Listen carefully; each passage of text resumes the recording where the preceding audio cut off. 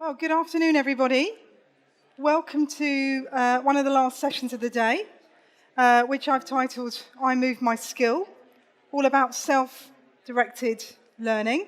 I'm really looking forward to sharing new evidence with you that we've uncovered from the market. I'm Jane, and we're seeing a real shift in what is happening in the market, and the power at the moment is coming from people that consume learning rather than leadership or L&D. The power is coming from these people. So let's share some of this evidence. I'm going to talk to you about 4 things today. I'm going to tell you why self-determined, not self-directed, self-determined or heutagogy, as it's called, why it's worth listening to. So what? What's the so what? I'm going to talk to you about how they're changing corporate learning. And then I'm going to talk to you about high-performing learning cultures and what they're doing differently to the rest of us and how they're getting at least 10 times more impact from what they're doing. At least 10 times. So things that they're doing are sticking very differently to what everyone else is doing. So let's see what they're up to. And then I'm going to invite you, if you're up for it, to join a challenge via an application called Slido. A 30-day challenge. So, a little bit about us at Towards Maturity. Who has heard of Towards Maturity before? A few of you. Well, if you haven't heard about us, we're leaders in evidence-based learning. What we do is we help our clients make better investments in learning, investments that stick. And ultimately, with £400 billion being spent in this industry per year, and at best only 15% sticking, people should come and really talk to us because we are wasting our money significantly. Content, resources, investment, even time, although we say we haven't got any, the time spent on learning is all going through the roof and the impact is going through the floor. So I'm going to uncover and dissect some of the things that we found at Towards Maturity. But we particularly help our clients improve their credibility, their investments and their buy-in, which are the 3 ingredients that L&D are lacking in the evidence that we see. Since taking over at Towards Maturity, which was a few months ago, I have made some fundamental changes because we've always tracked our own information, but we now track 4 key areas of evidence. So we look at empirical evidence, we look at the evidence we pick up from the profession itself. We also look outside of L&D, which is a really important point that I want to stress. And we look at the learning experience. And we multi-lay that to stress test ourselves. Because evidence without context is of no use to anybody at all, the same as data. But also, we stress test what we do because most research and evidence is subject to bias. There's a lot of fake news out there, and we only want to share fact with you. So my job is to make sure that what we share with you is credible, trustworthy, and reliable. And we've got so much open source stuff. If you want evidence to back you up, I'm sure we've got something that can help you for free. So come and talk to us. The other thing that not a lot of people know about us as an organisation is that we have a viewpoint that nobody else has, which is looking through 7 lenses of the industry and outside the industry as well. So we're tracking those things on a consistent basis and really sharing what's working and what's not, because we really don't want people to make the same mistakes again and ultimately waste their time and money. Our job is to make sure that things are moving forward, and sadly they're not. This is the first time that we are seeing in our 15 years of collecting evidence on behalf of the industry that the industry is going backwards. And that's a really sad story. And actually it's in free fall. So we're stepping it up to make sure that we stop that and we really help people see what's working. There's a real big risk out there. One of the things that we do is we have, everyone comes to us and says, is there a magic pill, some magic dust, a bullet that can make me into a high-performing learning culture? And what we find is if it was one thing, one technology, one decision, even money itself, someone would have found it by now. I promise you. Somebody would have got on the back of it and resold it to you. It's not as simple as that. There's a number of things. Actually, we see 3 things that need to be going on in tangent in order for those things to happen. So there's something that L&D need to do around how they align with the business, and you would have heard that before. This is not new stuff, but it's possibly not how they've aligned previously. There's also the leadership angle and how things work around here, how people are rewarded and recognized for learning itself, and how people are given the ability to make time to learn. And the third area is how people are consuming learning itself. So what are their preferences? And that's the bit we're really going to focus on today. So why is it important? So what? Why is it worth us even bothering about this area? Well, and again, there's a URL on here, but these are open source. There's open source data that is available to you. You just have to come onto our website. But ultimately, when we look at the attitude to learning, we often make perceptions that, well, if you're younger or you're over the big 50 like me, you must have a different way of learning. It's really not about age. And again, I'm sure bright, intelligent people like yourself have already worked that out. But there is still a perception that if you're younger, you want to do digital. If you're older, you want to do classroom. And that really isn't the case. What is really interesting is that it goes much deeper than that. There's actually personas when it comes to learning. The same as there is when we shop. We all might go online, but we will do it differently. And it's the same when it comes to learning. The biggest issue that we've uncovered is people don't understand their audience. But what they are doing is making lots of assumptions and getting it wrong. And this is where we're wasting a lot of money. If I take the 70-20-10 model, and I'm going to make an assumption that most of you have heard of that. If you haven't heard of it, it's one of the most famous models, if you like, related to L&D. And there's nothing wrong with this model in itself. But what we found is it contradicts what consumer learners actually want today. Now, the 70% relates to people wanting to learn in the flow of work.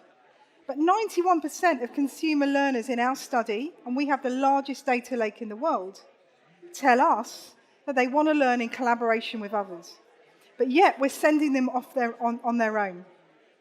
And what we're doing is going, here's loads of content. It's all there for you, over to you. And we're expecting things to work. So people are overwhelmed by content, whether that's outside of work or inside of work. It cannot come fast enough for them. There is content all around them, and they don't know where to start. So investment is going up. Now, what we found, there isn't one digital tool, application, that is working on its own at the moment. So it doesn't matter, even if you have got money, the next new shiny thing isn't working because we're not understanding our audience. And we're expecting them to come to us where really we should be playing where they are. And that's some of the things that we're finding. Now, has anybody heard of the Gojis, which are not a family? So if you haven't, the reality is, these are really important. Adult learning theories are really important. And we, as ourselves, as learning professionals, really need to think about how these are moving. And a lot of us today are talking about self-directed learning rather than self-determined. And I want to talk to you because they're fundamentally different. We're going to pick that up in a minute. But what we really do need is a level of learning maturity. Because when we have a level of learning maturity, we have a level of learning agility. Now, what do I mean by that? Now, in your organizations, and even in this room here, we know most organizations have around 11% of people that are just naturally agile when it comes to learning. They have the same challenges as everybody else, but they're finding that cut through that other people can't find. And there's some reasons for that. Once we uncover that, we can tap into that, we can leverage it, and we can optimize it. And it's really important to understand pedagogy, which is all about self-determined learning, giving the learner everything from the intent to how they measure their success. Actually, this was something that we did as humans before schools even existed. So we need to go back to what we love doing as humans, learn from each other. Has anybody heard of this book, which has sold 28 million copies? Quite a few people. Again, some of the younger people may have not in the audience, but it is still one of the fastest selling management books of all time. But it is being challenged. It's being challenged by those big American organizations that are very famous, like Stanford.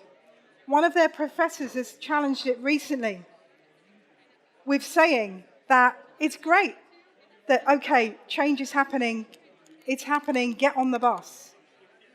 But unless you own that change and you decide, it will not stick. An incredible book if you're looking for reading, but it's all around what I need to do to move my cheese. Because whether we like it or not, I can't make you guys love me, thank goodness you say, but I also can't make you learn. And yeah, I can stand over you with a stick, I can take you back to how it felt in the classroom when you didn't want to feel like everybody was succeeding and you wasn't, but only you can do this. And we are not tapping in to that when it comes to learning, particularly in corporate organizations, because we're putting up barriers. Now, I want to quote some Kenio research, because I said to you earlier, we don't only look at our research, but they've uncovered some similar things to us. Now, I mentioned that 91% of learners today want to learn in collaboration with others. They also, 84% of them also want to learn as it suits them, when and how they want to, rather than have pre-prescribed training. And they also don't want just content available to them. Because although they know there's content available, quite frankly, they'll tell you, I'm not quite sure what to do with it, and I need guidance. I need you to help me, because, again, I'm overwhelmed. But what is interesting, if you look at this trend, that the data on the left is our data towards maturity, and then there's the quote from Kenio, is actually giving people control over their learning empowers them. And if we look at what's going on in the consumer market itself, and the way that people are consuming things, they are disrupting all sorts of industries. So if I take Marks & Spencer, which is where I used to work at, I was lucky enough to be global head of L&D there, looking after 100,000 people around the world. The reality is, without understanding my personas of learning, I know how difficult would it be. But equally, if we didn't understand our customers, we couldn't do our job. And there is huge investment in understanding who these personas of customers are, which is not just because you're this age or you're married, you need X. Okay, you're single, you need a ready meal because you don't want to cook it. That doesn't work. There are habits and behaviors because people like what they like, and we're not tapping into that. Now, what's interesting with the big brands, like Marks & Spencer, and I can use this as an example, is M&S didn't even have to try 15 years ago, because everyone went, well, I'm just going to go to M&S to buy X, Y, Z. Today, they're not succeeding because they haven't tapped into what their learners want, which is more convenient ways of shopping, and they want things quicker. So what happens is a consumer says, I want a pair of black trousers, I want them tomorrow, and I want it in this size. So what happens is the demand comes up first rather than the brand itself.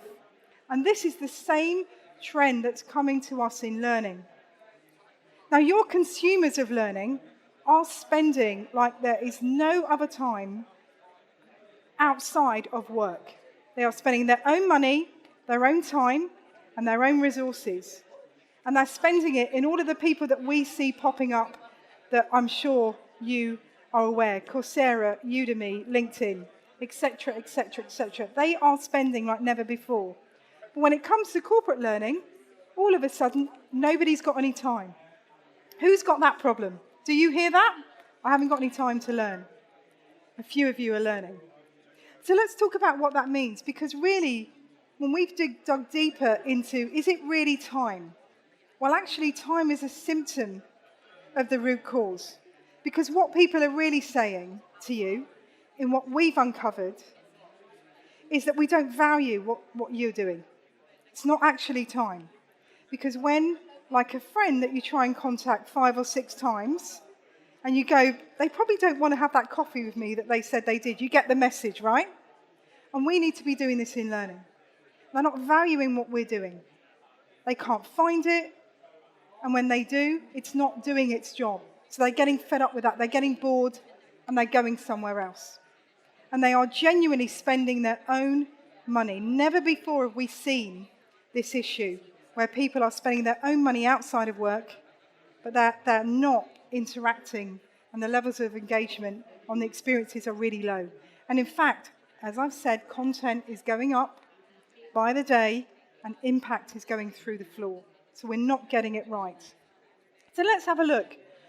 When we look at learning itself, we make lots of assumptions, and we're still doing this. And we need to challenge ourselves as learning professionals, because the more we do that, the more we understand our audiences. Now, actually, what's been banding around is big data. You need loads of data. We actually find that you need less data than you think. Actually, having the right quality of data in small amounts is much more powerful and allows you to make a bigger difference than just having loads of data. So don't be baffled by you need loads of data.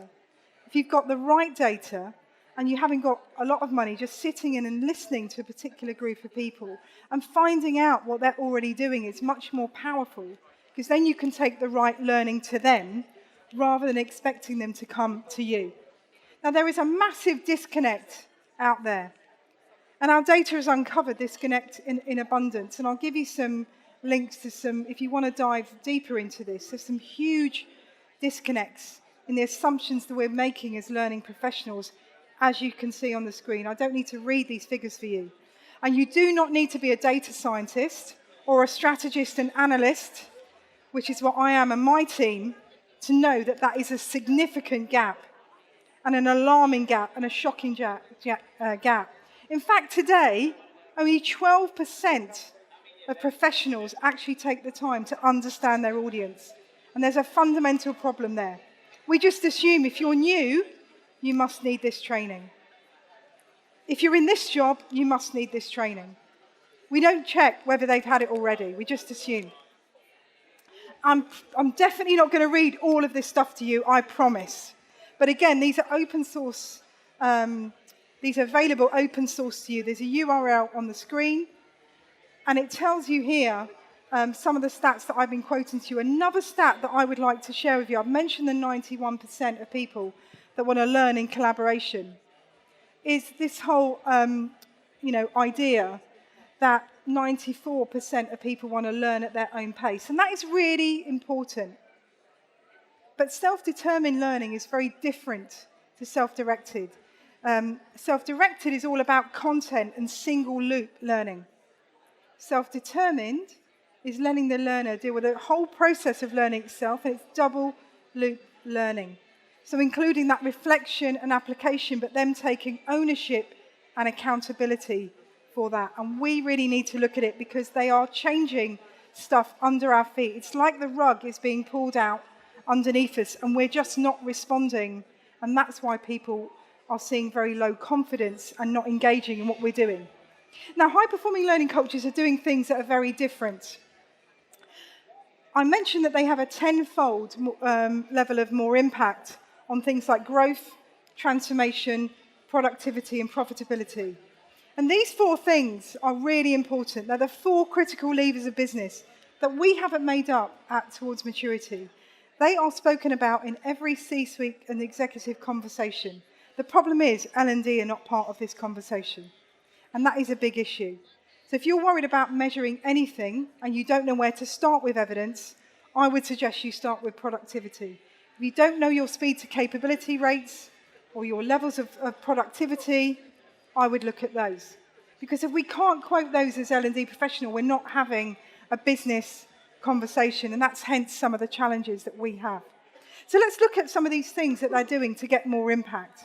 Now, if you don't know us very well, and if you would like our research, we literally are behind us, and we have our transformation journey research that you can take away with you and look at in your leisure, do your own deep dive. But we've uncovered 4 levels of maturity. We launched this in February this year, and it's had huge traction out there in the market. Most people tell us they want to be a high-performing learning culture, and basically the differences between the first 2 and the second two is the first two are transactional and the second two are transformational, basically.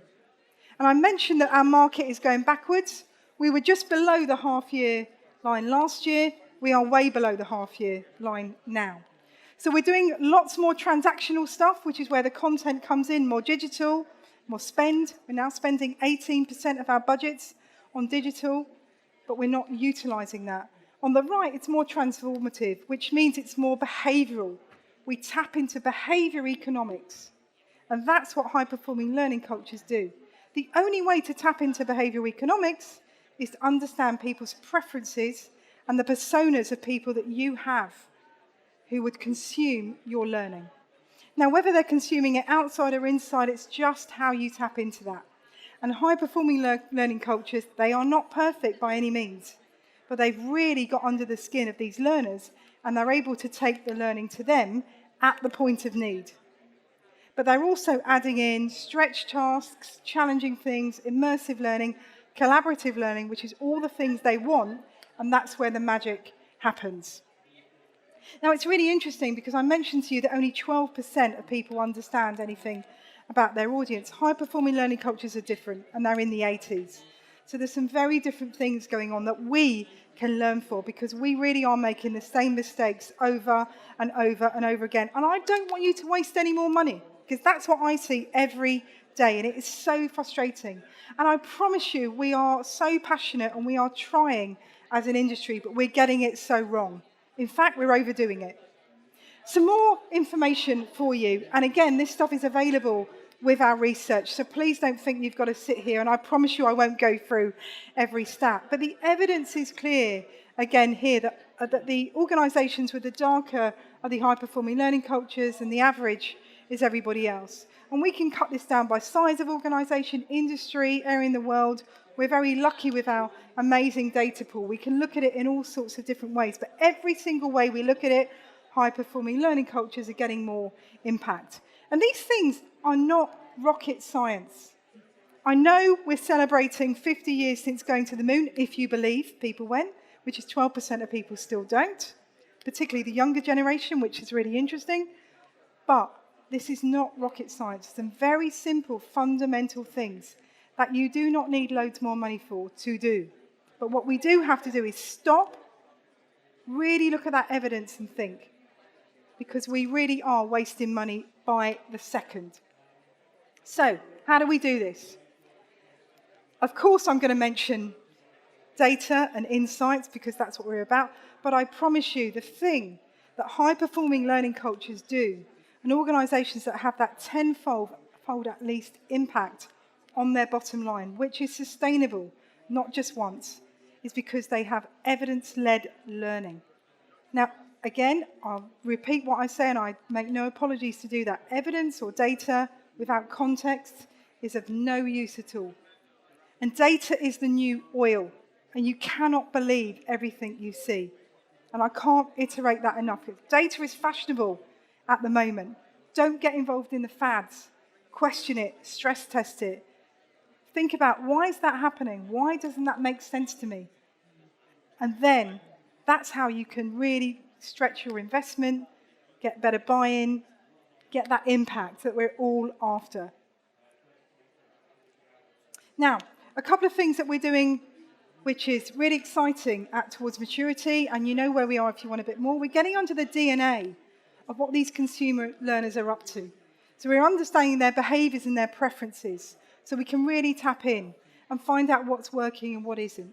Because once we understand that, we can really make sure that we put things in the right place, and we can really help people propel and sustain performance. It's really interesting. These things that you look at here are very similar to the models that marketing look at when they're looking at customers. We just don't have the same levels of technology, and we don't have the same levels of budget that lovely marketing have. Now, with evidence, the medical industry and the media industry are so much further ahead. Actually, the business of people and the business of learning are probably one of the last industries to get into evidence.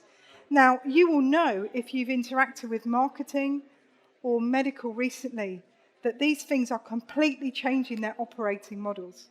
And we know that this stuff, once we get to a level of building enough evidence, it will fundamentally change the way that we look at organisational development, strategic workforce planning, the way that we recognise and reward people. We know that these, again, are changing under our feet. But by understanding your learners, you can be ahead of the game and get more right than wrong. Actually, you could have much more impact with less.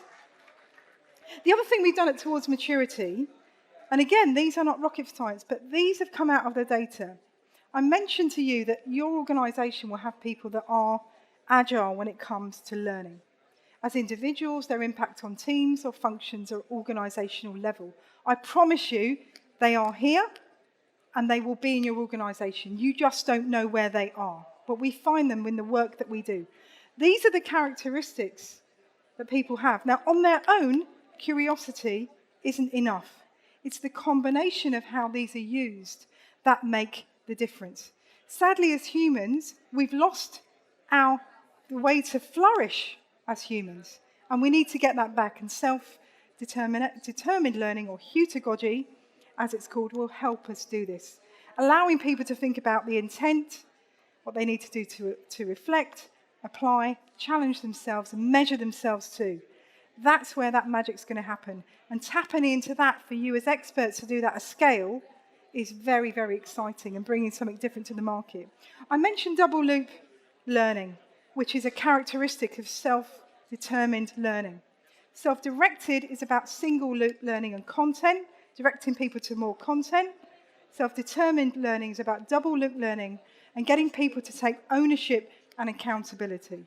Because how many people tell you they're going to do something and they don't? I can look at myself in the mirror and tell myself that every single day. And I've got a few people that are agreeing with me. The reality is, when I do set a clear intent, and when I do decide, that I'm going to get on the bus, and I do measure myself, lo and behold, I achieve more. It's not rocket science. Now, when it comes to learning, just looking at content is not enough. We need to make sure that we're giving ourselves some of that stretch to do it. And that's where the impact happens. So, one more thing I want to mention to you before we close is nudging. Has anybody heard of behavioural economics and nudge theories? A few of you had. If you haven't, I urge you to look at Richard Thaler's work. He's a Nobel Prize winner, and it's all about tapping into behaviours that make a positive difference. Today, 70% of us are accessing digital via mobile rather than PCs and other means. And it is on average, most people, not just because you're young, are tapping into these mobiles at least 86 times a day. In L&D, we tend to put something out, if we're lucky, once a week, once a month, once a quarter, once a year. It's no wonder when it goes out that it gets lost, and we wonder why people have forgotten about us. Well, the reality is the forgetting curve is real, and we need to get on this bus to nudge people, because when we do, the magic again starts to happen. So I can't urge you enough to really think about nudging. But the most important thing is to nudge people where they are. There's no point in nudging someone and getting them to come to you.